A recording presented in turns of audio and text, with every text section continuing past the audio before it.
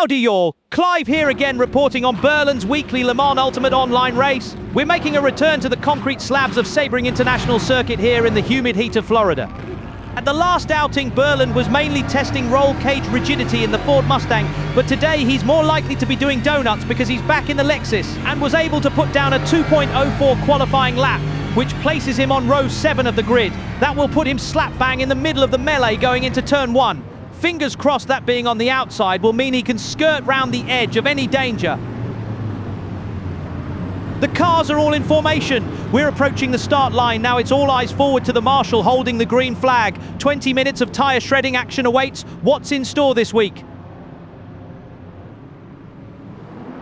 The wait is over. The chase begins. Go, go, go! The deafening roar of all those engines sprinting as fast as they can towards the first corner. Everyone desperate not to get squeezed out. Berland has opted to take a very wide line. That's probably going to cost him a position heading into turn 2. Let's switch to his onboard and see. No, he's still behind Riccardo Contini in the Ferrari, but he has lost some ground. Actually, never mind. He's regained all that and more. There's a traffic jam on the inside, Berland choosing to stay out wide. He's going to get a better run out of here now. The Italian in the Ferrari is going to try his best to stop it, but the Lexus has the extra grunt from its V8. Flat out, they go down the straight heading for the hairpin. There's a bit of clear air in front of Berland, so he'll leave his braking as late as possible. But don't discount Contini yet. Contini diving towards the apex. He's managed to get in front. Berland squeezing every last bit of torque from the Lexus to stay with him. This will go all the way to Cunningham Corner. The Ferrari holding the narrowest of margins. Contini will have the inside line here. Surely he's done enough to secure the place. Muratoglu in the BMW keeps halting Contini's getaway. Oh, as we see the Mustang of Mauri skidding sideways atop the curb. That moment of hesitation from Berland is just enough to let Contini pull a few tenths between them. And for the first time in this opening lap, it seems like things are calming down somewhat. Berland is up 2 positions in P12, and throughout all that, he's also had Mano in the Ford behind him every step of the way, ready to pounce on any mistakes. Speaking of mistakes, the Mystery Machine Mustang has lost the rear. Oh my word, that was a close call. Berland had to take evasive maneuvers there at the last second. That was a lucky escape. That's Braderio Santos in the Ford who lost control, promoting Berland to P11, and dare I say it, he's now 1 spot away from being in the top 10. And if you think Berland had a close call, let's check the replay for Mano behind. He was inches away from disaster and had to fully abort the corner to get away. Overall, it cost him about half a second, but that's far better than the alternative.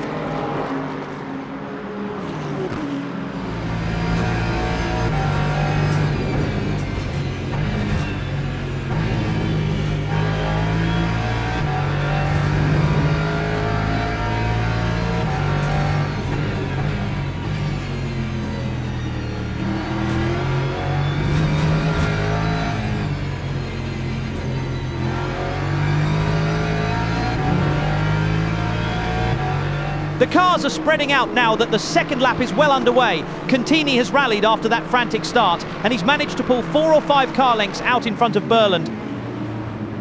However, that gap looks to have shrunk significantly as we head out of the hairpin. Are we going to see the smoke reignite into a fire? Berland regaining 2 tenths on the Italian. Normally the Ferrari excels under braking, being the lighter of the 2 cars, whereas the Lexus makes up ground in acceleration.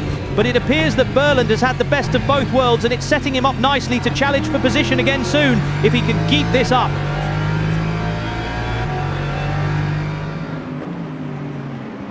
Tower turn is one of the trickiest corners on the circuit to get right. The drivers are aiming to get as close to the curbs at the apex and exit as possible without touching them. Then it's full speed ahead along Flying Fortress straight before they reach the long, shallow left-hander of Bishop Bend. And then finally arriving at the linked corners of Gendebian and Le Mans Curve. Track limits are ruthless through here, meaning everyone needs to be as precise as possible to avoid the wrath of race control. Contini has done enough through there, pulling back those 2 tenths from Berland. We're now following Berg's BMW, who has recently lost 2 places and is down to P7. He's desperately trying to catch up to Gula in the blue Mustang. He's taking a very aggressive inside line into Sunset. Whoa, my God! He's gone full Berlin and smacked into that outside wall. How is that car still moving? Berger's got to be carrying significant damage now. Contini and Berland have closed straight onto the back of him. There's blood in the water and the sharks are circling. The BMW is visibly slower than the two cars behind. Contini and Berland are wasting no time in moving inside to get past. And that, ladies and gents, slots Berland inside the top 10. We are only at three-quarter race distance though, 15 minutes still to go. And knowing Berland, that will feel like an eternity to keep this up.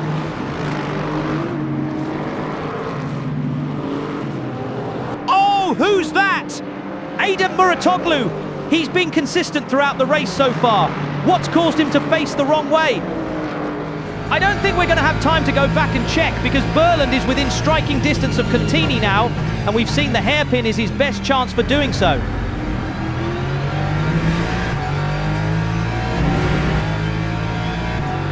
He was just shy of being near enough, but the gap between the pair is as close as it's been since the opening lap.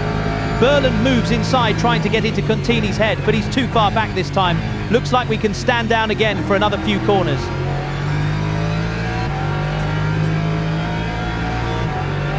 Both drivers take very different lines through Tower. Contini seems to prefer fast in and Berland looks to prioritise slow in for a faster exit. This is working in Berland's favour as he's gaining on the Italian 1/10 so far. 2/10.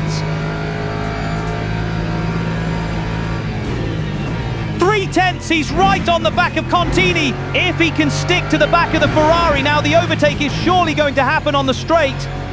Gula has spun off track that's going to gift them both an additional place. Berland up to P8.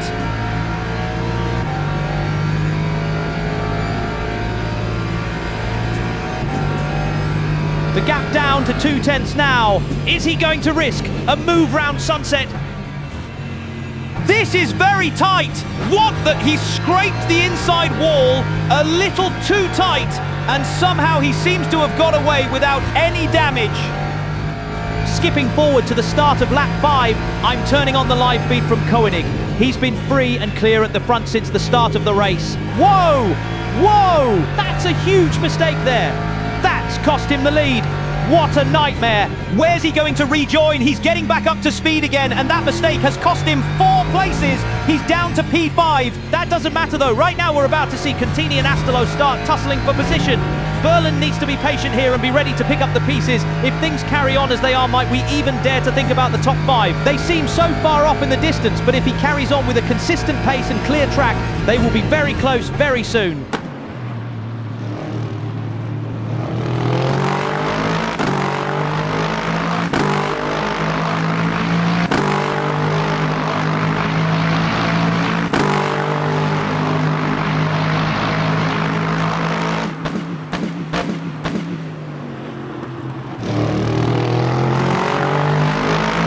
Sorry, I had to shut up for a moment there so you could enjoy the raw sound of that Lexus V8.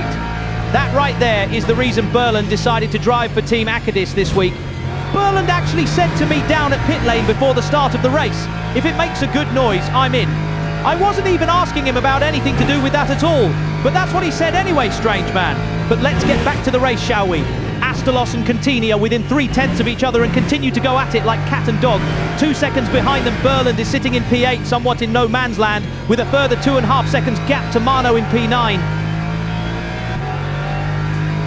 Contini might just be close enough to make a play for position round Sunset Bend. He's going to need Astellos to get his line wrong and hope he can slot it down the inside.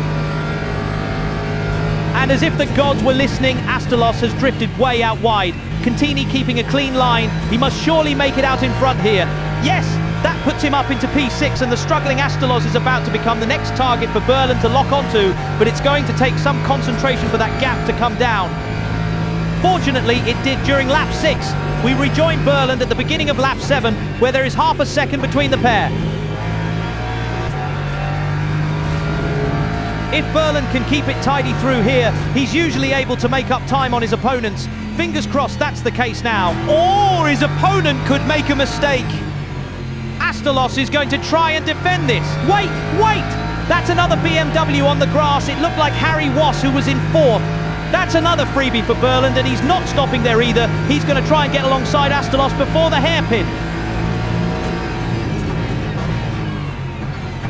The Ferrari making a great recovery and keeping Berland at bay.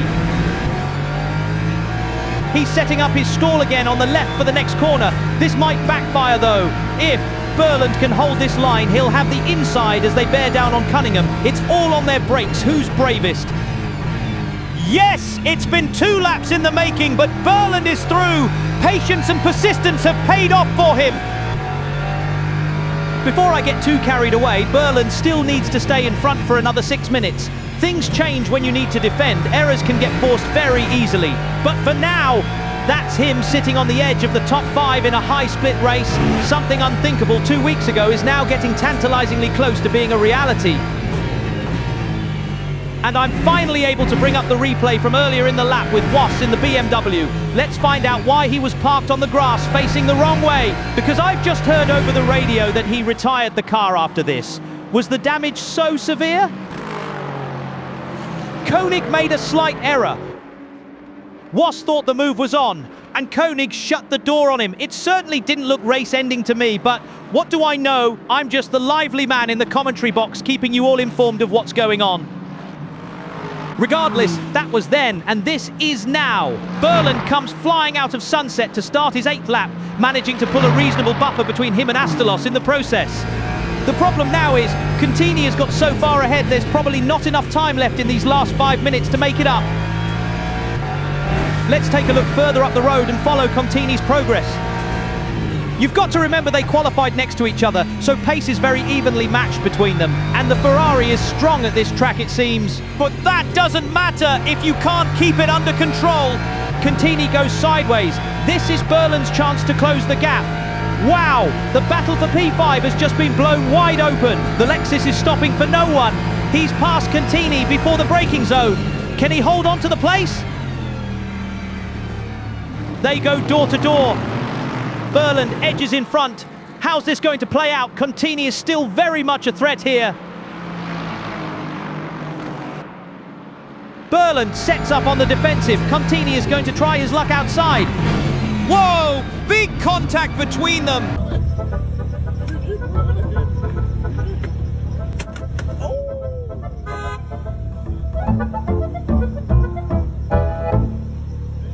Christ! It's okay, Contini. I'm sure Berland didn't need that wing mirror or anything. Carry on. They're both alongside, going flat out towards tower turn. Contini lifts. Berland needs to hold on now. This is it. A top 5 might be on the horizon. I'm not going to put a bet on it, but let's hope he can prove me wrong.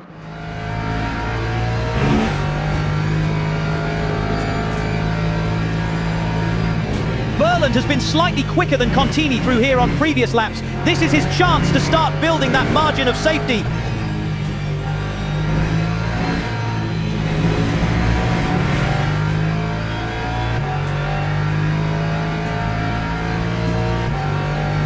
There's just about half a second between the pair, but that doesn't mean Berland is safe through sunset. And what's this? Astalos isn't out of the equation yet. He wants another go at the Italian by the looks of it. But with a line like that, he's certainly not going to get one. We've got Berland, Contini, Astalos and Mano forming a battle pack now at the end of lap 8. It's all still to play for. Gripping stuff. This is where Contini can make the time back. The Lexus isn't as nimble through turn 1. Berland holds an okay line, but Contini gets much tighter, and that's put him in range to make a move. The Lexus hard on the brakes, dropping down to second gear. Contini dives inside. He's going to make a pass. They're side by side. Contini squeezes ahead, but Berland gets the faster exit. It's going to be a drag race between the pair of them, all the way to the hairpin. Astalos nipping at their heels. The Ferrari and the Lexus dead even, but Contini is going to have the inside advantage. Berland on the brakes later, he's pulling alongside. Mano makes it past Astalos behind. This is unbelievable. Berland is glued to the rear quarter of Contini.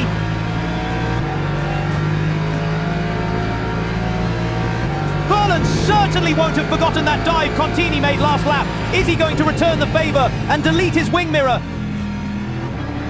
No, cooler heads prevail, but he's still right on the back of the Ferrari. The gap only 2 tenths. The menacing nose of the Lexus filling Contini's rear view. Will there be chance at tower turn? Contini just holds on by the smallest of margins. Mano in the Mustang behind is turning the screw on Berland. This penultimate lap has got me right on the edge of my seat. Now it's Berlin's turn to put the pressure onto Contini. All he needs to do is get as close as he can to the Ferrari before the straight, and he will be able to make a pass. No! Berlin putting two wheels onto the grass on the exit. That's going to hinder his acceleration. You can see Contini slowly edging away. This is not what he needed with a minute and a half to go. Now to add insult to injury, Mano is taking a look on the entry to Sunset. The space between the cars is enough for him to keep ahead. Berlin getting tighter to the wall than Contini. He looks to be creeping ever so slightly closer as we start the final lap. There's the white flag. We have about 2 minutes left for Berlin to figure out a way to get past the Italian. Fortunately, it looks like Mano, Astalos and Gula have bunched up and are now concerned only with each other. This is going to be a real test of his nerves. I imagine his heart rate is racing as fast as he's driving. This has been a really high-pressure few laps.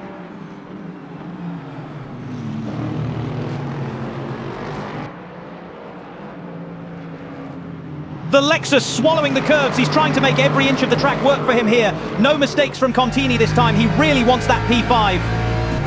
Berland is just a bit too far away to make another play before the hairpin. His only hope will be to be braver on the brakes. He slashed the gap to Contini again. The Ferrari getting better traction out of the corner. He's back to being 3/10 in front. There's only about 2/3 of the lap to go. Time is running out for Berland.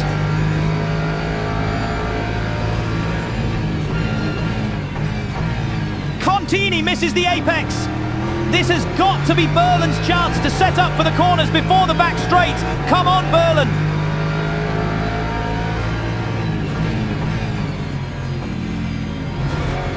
Tower turn for the final time.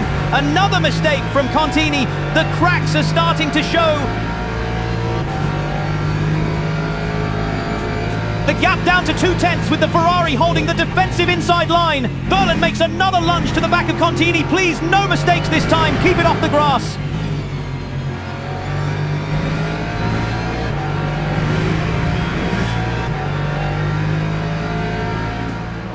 This is it! One final corner to go, and what a level a Sunset Bend can be. Whatever happens here, Berlin must know he's put up a monumental fight here. Contini will defend. Berlin sets up to cut inside. Can he pull off a last-second switchback on the Italian? Mano getting frighteningly close for a moment, but it doesn't look like he can follow up. It's looking like Berlin is going to have to settle for P6. Contini put up a heroic defense and is going to cross the line in P5. What a race that was! I'm totally exhausted. I need a drink as well now I know that much. Here's the final results. Brazilian Gabriel Ajax was the fastest man out there today, finishing nearly 20 seconds ahead of Berland. But the real action was that epic battle for P5. It swapped hands between at least 4 different drivers, and Berland just missed out in the end. I'm heading out before the stewards realize I'm not actually a credentialed member of the press, but just a man with a microphone and a suspicious amount of smuggled Belgian chocolate. I'm already looking forward to the next destination. Until then, take care.